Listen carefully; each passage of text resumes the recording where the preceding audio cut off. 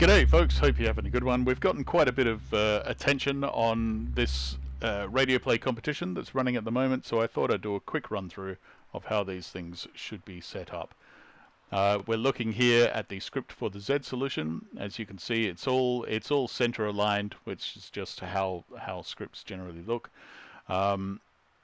Important things to remember, differences between radio play script and a normal audiobook, is that you have to tell me where you are, and you have to tell me who's speaking, and you have to tell me what they are hearing.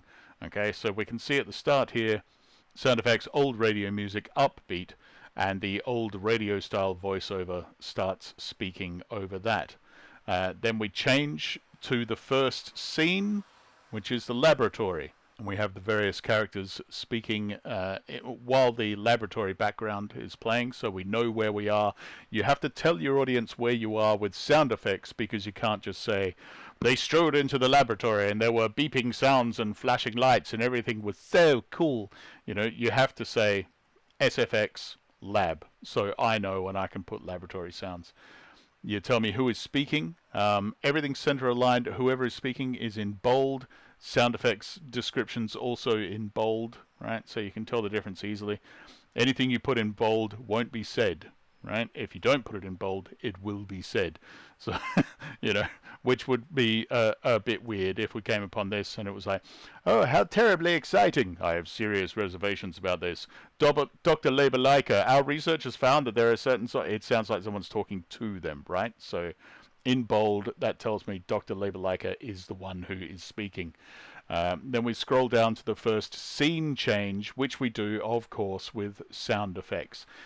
If you are particularly, if you want to make absolutely sure that I know it's a difference in scene, we would go SFX fade out, right? But that's not necessary most of the time. I will probably know, and if not, I will bug you and say, hey, what does this mean? What did you want here?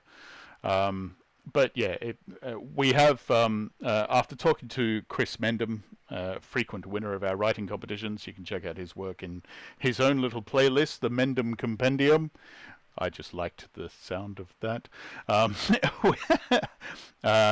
We have upped the word count in this competition from the normal 1,000 words up to 1,200 words, which gives you space for all of these sort of notifications, sound effects, and you know, who's speaking, that sort of thing.